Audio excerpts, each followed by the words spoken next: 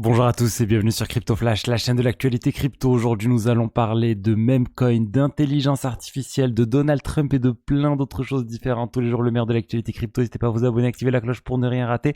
On va commencer avec la hausse des crypto-monnaies. Aujourd'hui, un BTC qui se rapproche des 70 000 dollars, plus 2,3%. Ethereum 2564 dollars. Le marché est en légère hausse aujourd'hui de 2%. Et juste avant de passer au sujet des memecoins et de l'IA, on va revenir sur la vente de World Liberty Financial. Je vous rappelle, c'est le projet associé à Donald Trump. Ils n'ont toujours pas vendu l'écrasante majorité des tokens qui étaient mis en vente. Ils ont à peine levé 14 millions de dollars. Mais pourquoi je vous en parle? Parce que ça vient de sortir comme quoi, en fait, ils seraient en train de travailler au lancement d'un stablecoin. C'est-à-dire qu'ils vont lancer leur propre stablecoin. C'est à l'étude. Ils n'ont pas encore de date pour savoir quand ça va arriver. Mais en tout cas, ils y travaillent. Et le stablecoin de Donald Trump, on va dire, pourrait arriver. Il pourrait être président avec son propre stablecoin. Ça serait assez fou, sachant qu'il y a quand même un petit risque juridique quand même sur les stablecoins. Tether, on l'a vu, ils ont toujours des problèmes avec les autorités américaines. On a des stablecoins qui sont régulés aussi aux États-Unis. Mais bon, ça serait quand même assez étrange de voir le stablecoin de Donald Trump, mais on comprend tous pourquoi il veut lancer un stablecoin, parce que le business model des stablecoins est extrêmement intéressant. La quasi-totalité des actifs sont placés sur des bons du trésor ou autres et ça rapporte énormément d'argent, en tout cas dans cette période de taux d'intérêt élevés. D'ailleurs, on a toujours Tether qui ne semble pas vouloir se mettre en conformité avec le règlement MiCA, parce qu'il y a des contraintes assez fortes, et l'exemple qu'il donne, c'est si on a 10 milliards de dollars, si un stablecoin a 10 milliards de dollars, et ben ils sont obligés, quand ils veulent respecter MiCA, de placer 6 milliards de dollars dans des banques. Et ils disent, en fait, sachant qu'on sait que les banques prêtent 90% des actifs qu'ils ont, ça veut dire que sur les 6 milliards, il va en rester environ 600 millions. Et du coup, en cas de retrait massif, ça pourrait poser problème. C'est ce que présente Tether. De ma vision, l'USDC, ils n'ont pas exactement fait ça. Je pense que eux, ils ont choisi que la part des actifs européens, et c'est ces parts d'actifs européens qui est placée dans des banques européennes. Donc c'est pas la majorité des actifs de l'USDC. Bon, passons maintenant, je vous ai dit, au memecoin et à l'IA. C'est en train d'exploser en termes. Il y a plein de nouveaux memecoins qui sortent sur l'IA et les memecoins. Je vous avais parlé longuement de GOAT, ce memecoin avec son propre compte Twitter, ou plutôt c'est le compte Twitter Truth Terminal qui s'est mis à chiller, à faire la promotion du memecoin GOAT. Donc ça a commencé comme ça. On a plein d'autres agents IA qui se mettent à faire des choses avec des cryptos. Et là, en fait, il y en a un dont on parle beaucoup. C'est inspiré de Andreessen Horowitz, le fonds d'investissement crypto très très connu. Là, il y a quelqu'un qui a lancé un fonds qui s'appelle AI16Z. Donc c'est un jeu de mots sur A16Z qui est Andreessen Horowitz. Ils ont rajouté le terme AI. Et ça a été lancé sur une plateforme que je ne connaissais pas qui s'appelle DAOs.fun. DAOs.fun, c'est inspiré de Pump.fun et ça permet en fait de créer des sortes de fonds d'investissement. Les gens peuvent venir et lancer des fonds d'investissement où ils vont récolter en fait des tokens Solana. Ils vont mettre une durée d'expiration de ce fonds. Donc par exemple pour A16Z, c'est le 25 octobre 2025. On peut le voir ici. Et en fait, ils vont récolter de l'argent, ils récoltent des tokens Solana, et ensuite ils investissent les tokens Solana pour en faire autre chose, pour faire fructifier ces tokens, et généralement c'est dans des memecoins. On peut voir ici dans les actifs sous gestion, ça bouge beaucoup. Là, ils ont à peine 77 000 dollars, assez étrange, j'avais vu plus avant. Mais en tout cas, ils sont en train de faire en sorte de faire fructifier ces cryptos. Et eux, comment le AI16Z vend tout ça, AI16Z, ils disent en fait que c'est le DAO, donc ceux qui détiennent les tokens de ce projet, qui vont proposer des choses, des mêmes coins à acheter. Et ensuite, l'IA va s'inspirer de tout ça pour sélectionner les bonnes cryptos à inclure dans ce fonds. Alors vous vous rendez compte quand même qu'on est assez loin de l'intelligence artificielle. On utilise l'intelligence artificielle pour le terme, pour l'IA, pour le buzz, mais il n'y a pas vraiment d'IA qui rentre en compte pour le moment. Ça reste quelqu'un, un humain qui est derrière la machine et qui est en train de choisir les mêmes coins à acheter. Pareil pour GOAT. Actuellement, c'est bien une IA qui semblerait génère les tweets, mais au final, on est sur un humain qui décide ou non d'inclure les tweets sur le compte X. Donc, on a beaucoup d'IA, mais on est encore une fois sur du buzz. On est encore une fois sur des gens qui sont en train d'essayer de gagner de l'argent autour de l'IA, mais sans vraiment inclure des choses réellement liées à l'intelligence artificielle.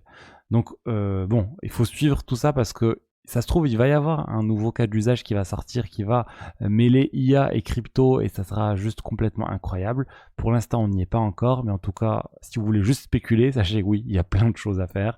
Il y a le token GOAT dont j'ai déjà parlé, il y a le AI16Z, il y en a plein d'autres. Il va y avoir vraiment une explosion de ces projets qui mêlent IA et Memcoin. Avec des comptes Twitter probablement, des bots Telegram. Ça va être sûrement un nouveau narratif comme on a pu le voir avec les jeux là sur Telegram où il fallait cliquer pour obtenir des tokens. Ben pareil, on va avoir plein d'IA, Memcoin, IA crypto prochainement. C'est vraiment ce qui a le vent en poupe parce que dès qu'on met IA sur quelque chose, ça pump. Dès qu'on met Memcoin en ce moment sur quelque chose, ça pump. Quand on lit les deux, les gens se disent ça va forcément pump. Moi je dis oui, ça va peut-être pump, mais ça va aussi entraîner plein de cryptos qui vont faire moins 99%. Là, le token AI16Z, il est monté à 100 millions de dollars quasiment. Là, on est redescendu à 36 millions de dollars. Donc attention, beaucoup de choses qui se passent, beaucoup de risques, mais c'est vraiment un narratif dont on va entendre beaucoup parler. Et si vous voulez d'ailleurs trader des Memcoins, je vous invite à aller sur le partenaire de la chaîne Bitvavo. C'est un exchange européen. Il y a 20 € en fer en plus en ce moment. Vous avez encore juste quelques jours pour en profiter. Faites vite. Ça se termine à la fin du mois. 20 €, il suffit d'aller sur le lien dans la description pour en profiter.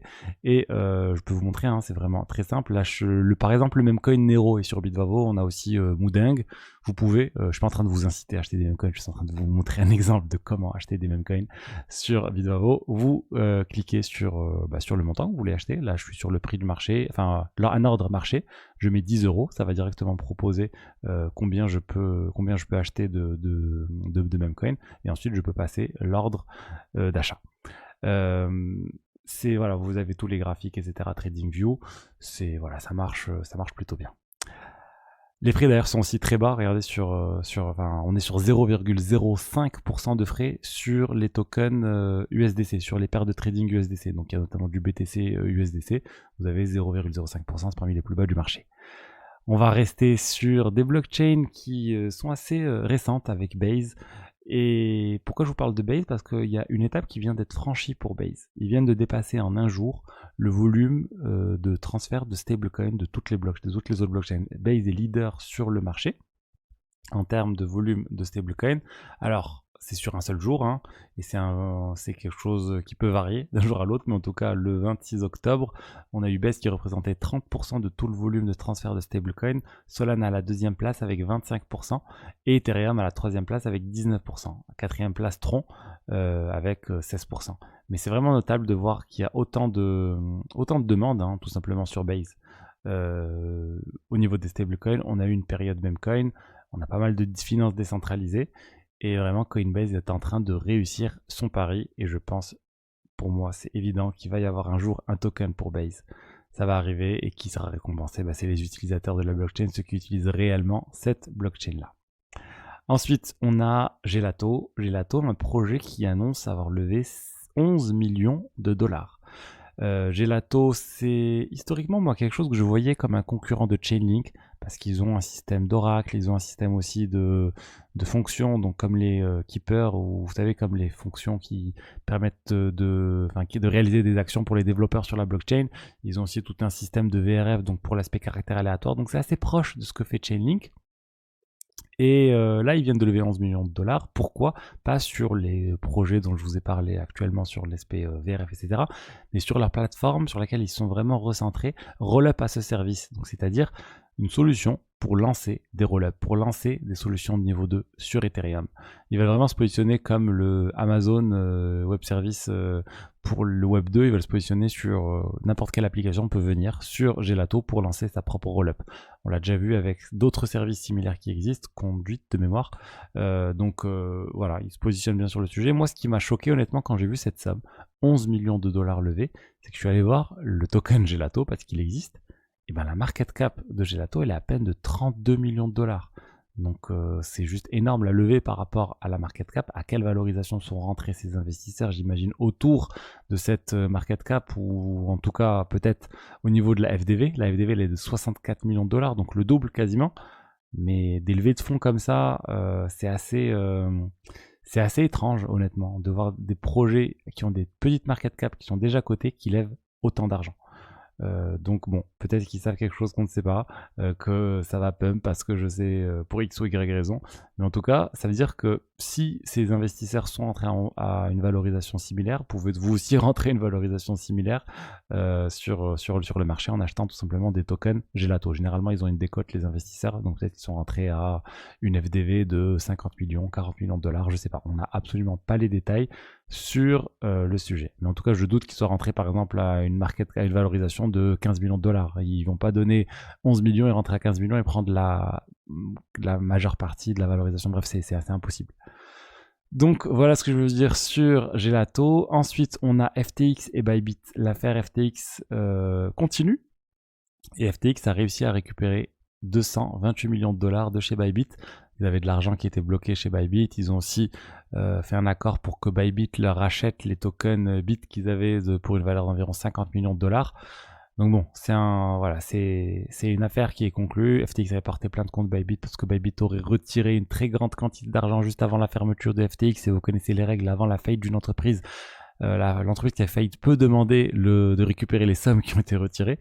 Donc voilà, là c'est bon, le sujet est clos pour Bybit, pour FTX, et les utilisateurs récupéreront du coup davantage de crypto. En tout cas, ça va venir contribuer à la somme qui va être récupérée par les utilisateurs, même si cette somme est capée à 100% plus les intérêts de la valeur des cryptos lors de la faillite de FTX.